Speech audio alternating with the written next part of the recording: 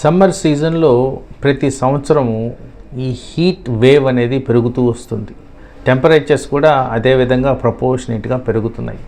చాలామందికి ఈ హీట్ ఒత్తిడి తాకిడి వల్ల హీట్ ఎగ్జాషన్, హీట్ స్ట్రోక్స్ అనేవి రెగ్యులర్గా గమనిస్తూనే ఉన్నాం. పర్టికులర్గా మనకి diabetic population, hypertensive population, heart disease, kidney disease ఎక్కువగా కనిపిస్తుంది కాబట్టి, ప్రజల్లో ఇలాంటి డిసీజ్ కండిషన్స్ ఎక్కువగా ఉన్నాయి కాబట్టి వీళ్ళు ఇటువంటి తాకిడికి ఈజీగా ఎక్స్పోజ్ అవ్వడం జరుగుతుంది. సో ఆ కారణంగా general principles of avoiding getting into skin అనేది చాలా ఇంపార్టెంట్.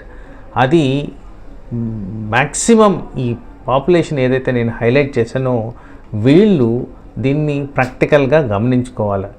ఈ గమనించుకోవడం అనేది కూడా ఎలా అంటే 11 to 3 సన్లోకి పోవడం అవాయిడ్ చేయడం, తర్వాత ప్రాపర్ హైడ్రేషన్ మెయింటైన్ చేయడం. ప్రాపర్ హైడ్రేషన్ అనగా గంటకు ఒక గ్లాస్ ఆఫ్ వాటర్, వీలైన చోట కాస్త ఎలక్ట్రోలైట్స్, ఎనర్జీ, గ్లూకోజ్ వచ్చే విధంగా చల్లటి పానీయాల్లో ఫ్రూట్స్ ఇన్ఫ్యూజన్ తీసుకుంటే మంచిది.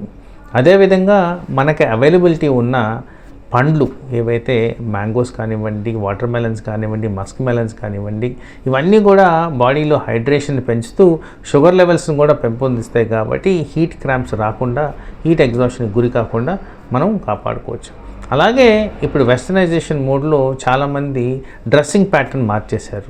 ఈ డ్రెస్సింగ్ ప్యాటర్న్స్లో మనం గమనించుకోవాల్సింది, మన దేశంలో ఏదైతే కాటన్ ఉత్పత్తి ఉంటుందో కాటన్కి సంబంధించిన దుస్తులు వేసుకుంటే డెఫినెట్గా heat risk, heat related complications body మీద పడవు. అండ్ వేసుకునే దుస్తులు లూజ్ ఫిట్టింగ్స్లో ఉండాలి.